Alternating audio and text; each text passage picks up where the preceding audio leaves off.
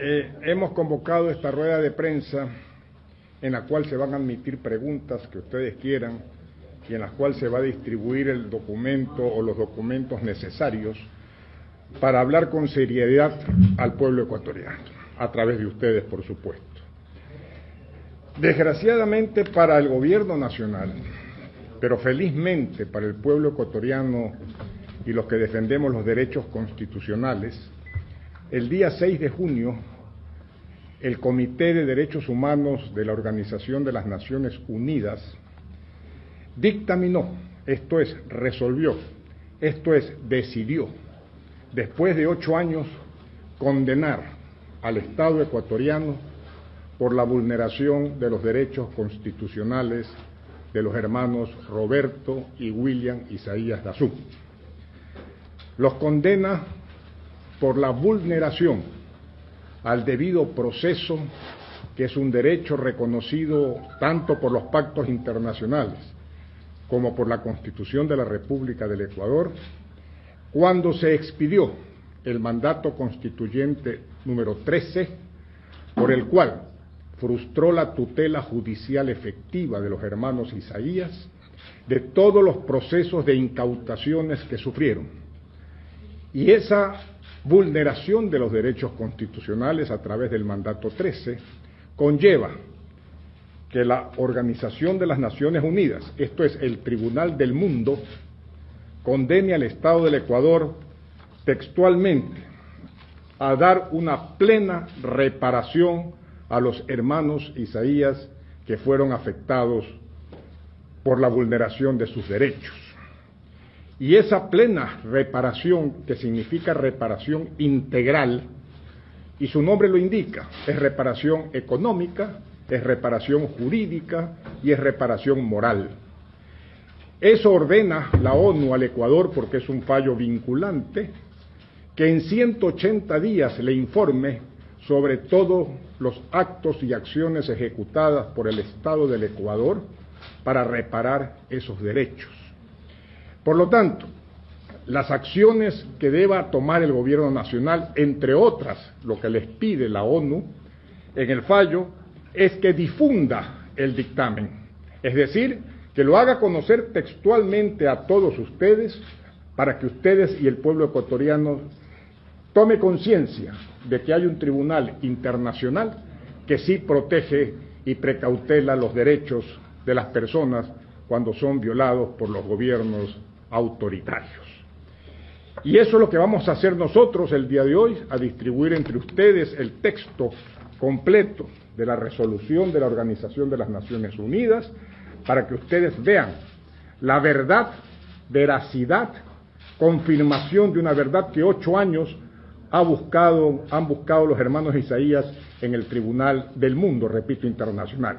No se olvide que es una votación unánime, esto es, 18 países, 18 juristas, 18 especialistas, 18 expertos de países como Estados Unidos, Gran Bretaña, Italia, Japón, Israel, han consignado sus votos a favor de este fallo.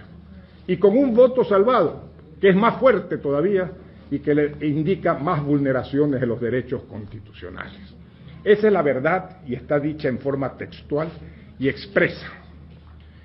La distorsión con la que se ha querido en una rueda de prensa por el señor canciller, que entiendo que no es obra de él, sino de abogados irresponsables, de abogados que han querido acomodar con verdades a medias, con transcripciones cortas, el fallo, han querido dar la impresión de que el Ecuador no ha sido condenado y que más bien los hermanos Isaías son los que han perdido el juicio, cuando aquí textualmente dice lo contrario.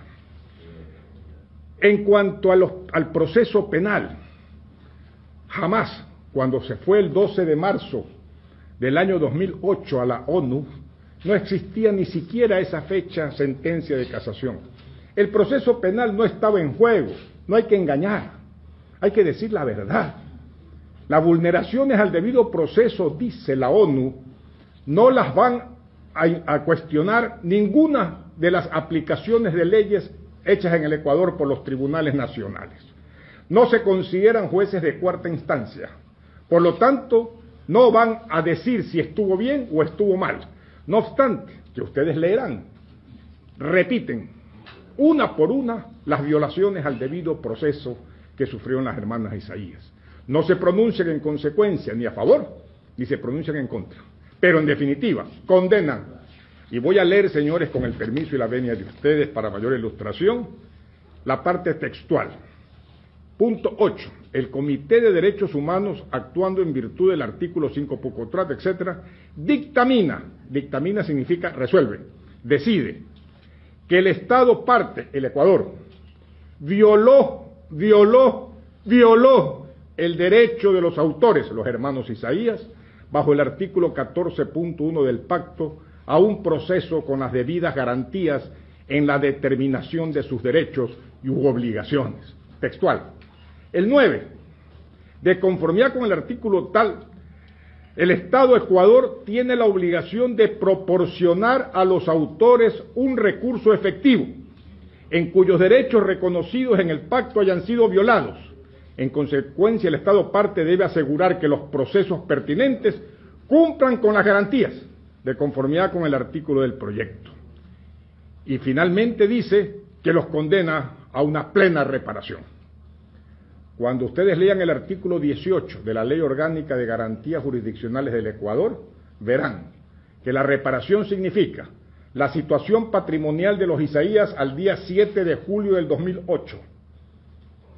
Y eso implica devolución de todos los bienes confiscados que no hayan sido vendidos o cedidos, la indemnización por equivalente de todos aquellos bienes que hayan sido cedidos o vendidos, y finalmente la reparación moral, que es la publicación de este fallo para que el continente americano y el mundo entero sepa en qué consistieron las vulneraciones a los derechos constitucionales. En consecuencia, debo decir, en honor a la verdad, después de que el gobierno, a través del señor canciller, ha dicho una versión que no responde a la verdad, era nuestra obligación ante ustedes, entregándoles los documentos para que aprecien la veracidad de lo que acabamos de informar. Y nosotros sí estamos abiertos a cualquier pregunta que se nos quiera hacer. Bueno, doctor, creo que la primera pregunta sería lógicamente cómo explican ustedes la declaración de esta mañana del canciller, en la que, cito textualmente lo que él leyó, él decía que en tramitación del proceso no se vulneró los derechos a ser juzgados sin violaciones indebidas, los derechos de los hermanos Isaías, y que se confirma que los jueces han atendido todos los requerimientos procesales, en particular del penal. Eso leyó el canciller esta mañana. Sí, yo quisiera que cuando usted lea el fallo se dé cuenta de lo que él dice. El fallo lo dice poniendo después de eso, coma, según el Estado Ecuador. Según el Estado Ecuador. No son versiones de ellos. Esa no es el pronunciamiento. No es el pronunciamiento. Pero en cambio, yo sí le pido que cuando usted reciba este fallo, que lo van a recibir, vean las palabras textuales de los numerales 8, 9 y 10, donde está la condena al Estado del Ecuador por la vulneración de los derechos. Y más aún, la orden de reparación integral. Esa es la verdad. Y podemos confrontarla. Ahora, yo no creo que el señor canciller lo haya hecho él, porque él no es abogado, entiendo que no es abogado, no parece ser abogado. Lo ha hecho algunos asesores, me imagino, de la Cancillería, sin conocimiento alguno de qué es lo que estaban escribiendo. O hubo mala fe. No hay otra alternativa. Pero no se puede mentir de esa forma. ¿Y cómo se haría, lograría completar esa reparación que usted indica dice el fallo, considerando que están pronunciados en el sentido totalmente contrario? Bueno, le toca al Estado ecuatoriano y a nosotros, por supuesto. De acuerdo con el artículo 101 del reglamento al protocolo facultativo del Pacto Internacional, Ginebra, la ONU nombra un relator que monitorea la ejecución del fallo, desde su inicio. Ese que pasaría a ser, en otras palabras, el juez ejecutor, es el que va observando si se va cumpliendo o no se va cumpliendo, o si está organizando el Ecuador una reparación o no.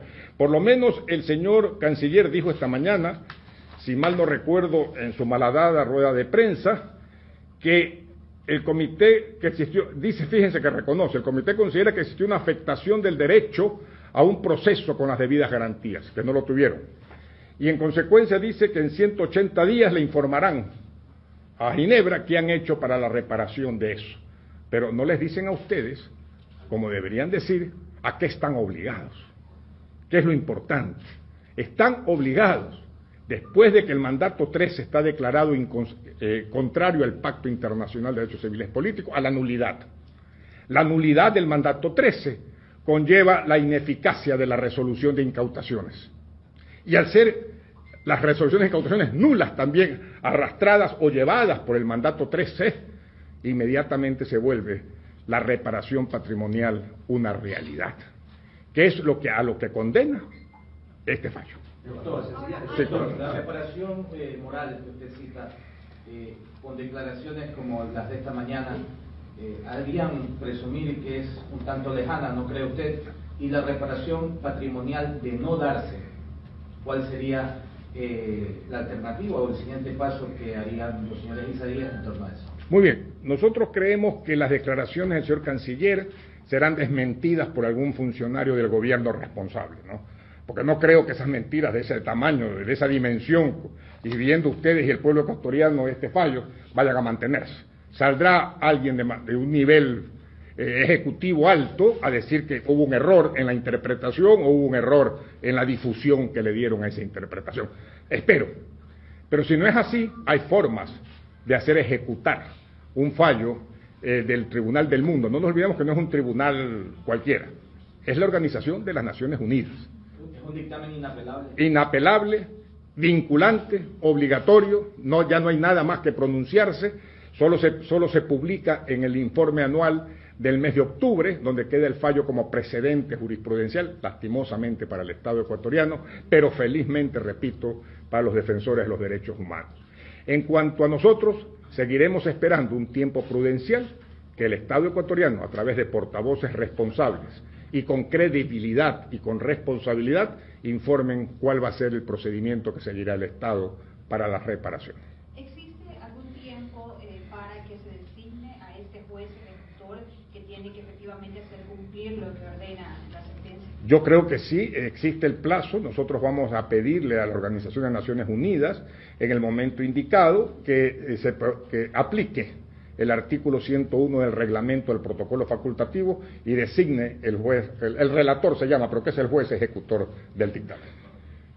Ahora, ¿tienen alguna idea, ya han hecho algunos cálculos de cuánto es lo que se tendría que devolver en el patrimonio y con los que tengan que resarcirle el Estado a los hermanos Reyes? No, cálculos exactos no hay, pero ustedes acuérdense de que el propio gobierno nacional ha dicho que las confiscaciones ascendieron a la suma de 765 millones de dólares, que con intereses más pérdidas y todo, hablemos de algo aproximado de 1.000 millones de dólares que está condenado el Estado ecuatoriano a reparar. Doctor, para aclarar, una cosa es el fallo sobre que no se ha respetado el debido proceso y otra cosa es la sentencia. ¿Cómo queda aquí? No, es uno solo. Es uno solo. A ver, para ustedes que van a recibir esto, ustedes leerán a partir de la página 13 lo que se llama deliberaciones del comité. Antes son antecedentes. Y van a ver lo principal. Cuando lean en la página 14, examen de la cuestión de fondo, ahí está todo. Todo lo necesario de cómo deciden. Esa decisión que equivale a una sentencia cuasi judicial de efectos obligatorios para el Estado ecuatoriano es lo que ustedes tienen que chequear para que lo adecuen a la versión que ha dado el señor canciller, hecho por abogados irresponsables, y la versión que hemos dado nosotros con documentos en la mano textuales. ¿Qué pasa con los bienes que fueron incautados y que fueron vendidos? A ver, cuando uno sufre una pérdida patrimonial en forma ilegal o inconstitucional, si a mí me quitan las cosas, me las tienen que devolver. Y me dicen, pero no te las puedo devolver porque ya me deshice de ellas, ya las vendí, ya las cedí, ya las transferí. Muy bien, estás obligado entonces a pagarme en dinero en efectivo el equivalente a ese patrimonio. Y si hay otros bienes que no han sido vendidos, que no han sido cedidos, que no han sido transferidos, me los devuelve íntegro. O sea, me devuelve el paquete accionario, si son personas jurídicas, de esos bienes. Eso es por compensación. Entonces, esas pérdidas patrimoniales así se reparan. Y repito, queda flotando la reparación moral, que es la reparación reconociendo el Estado que vulneró los derechos el día con el mandato constituyente en julio del 2008.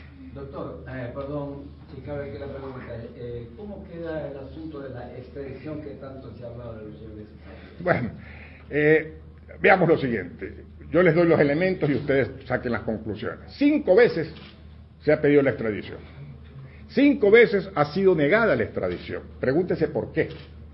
Porque el gobierno, que es sujeto pasivo de la extradición en este caso, le dice: cúmplame, señor Estado, con el convenio de extradición y dígame dónde está el peculado en el caso Isaías, dónde está que se extranjeron el dinero, se llevaron el dinero y dónde depositaron el dinero.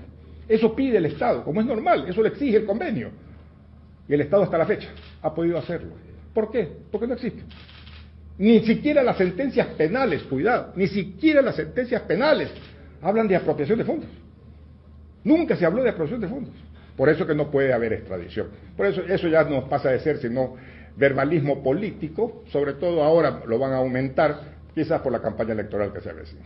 Pero no le damos ninguna seriedad a esos pedidos. Y reiterando el tema de la sentencia, ¿cómo queda? La sentencia penal. Ajá, sí, a ver, no te olvides, y te cito de una vez, anticipándome y sin conocimiento incluso de mi cliente, tomándome ciertas atribuciones. Te cito el artículo 658 del Código Orgánico Integral Penal. Y te pido que lo unas con la decisión del dictamen de remitir en ese proceso penal a los tribunales ecuatorianos la resolución de las interpretaciones arbitrarias que se dieron en el proceso penal. Y lo remite, y esa remisión a los tribunales nacionales se configura en el artículo 658 del Código Orgánico Integral Penal, que es el recurso de revisión por errores de hecho, arbitrarios y de mala aplicación del derecho. Con todo este accionar jurídico que parece de favor de los Isaías, entonces pronto que ellos puedan venir al país. Bueno, eso es una decisión que no está todavía ni siquiera en comento, porque el efecto de la sentencia condenatoria en este gobierno es inalterable. Y no creemos que se altere en este gobierno, ¿no? Así que eso de sacrificar la libertad en base del principio de inocencia es una cuestión que yo no la recomiendo a ningún cliente, por si acaso. Y peor cuando la orden de prisión es injusta e inconstitucional. Bien, gracias a ustedes. Así es. Yo ya estaba condenado a desaparecer de la prensa.